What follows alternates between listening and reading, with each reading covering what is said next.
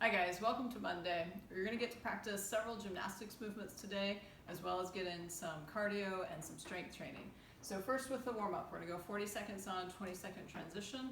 For the cardio, I want you to pick something that you want to get better at, that you want to spend more time on, and or something that you don't typically do. So I know a lot of us are rowing right now, so that would be like my least favorite option.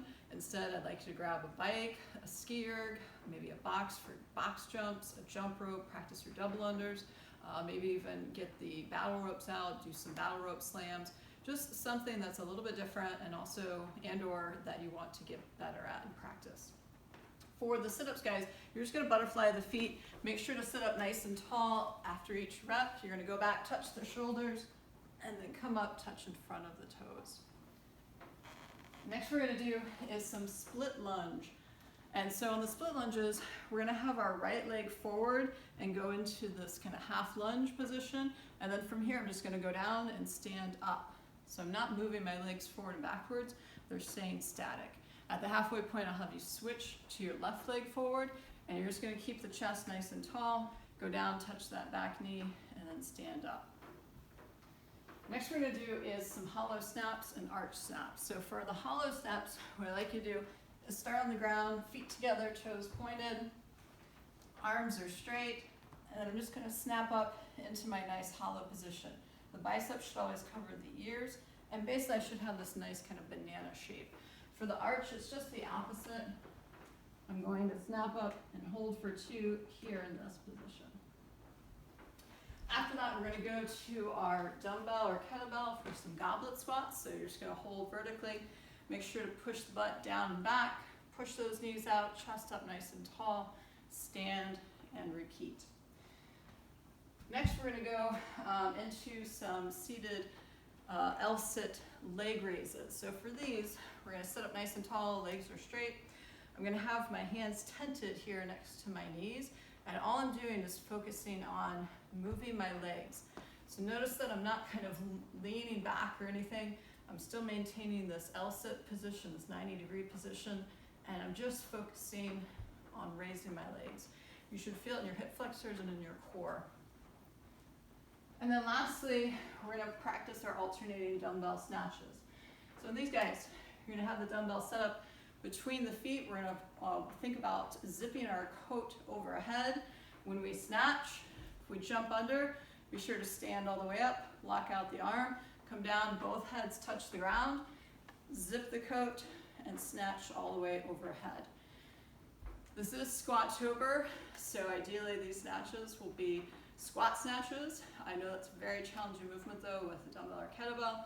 So if you need to modify and do power snatches, that's fine. Maybe do some air squats during the rest intervals or transition periods to make up for that.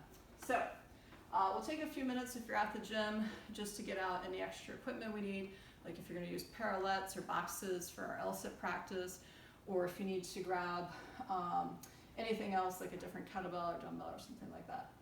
So for the WOD, guys, there's 5 pieces. We're going to go 40 seconds on, 20-second transition, 6 rounds of each, so 30 minutes total. You're going to start with that cardio option. All right, so we've already talked about them. I have them listed here. Just, again, pick something that you want to work on and or that you don't typically do. Next, what we're going to go to is our L-sit practice, and then we're also going to pair that with handstand practice. So in the first round, I want you to do L-sit practice. Second round, I want you to switch over to handstand push-ups or handstand walking, and you'll just switch back and forth. Third is going to be our toes to bar practice.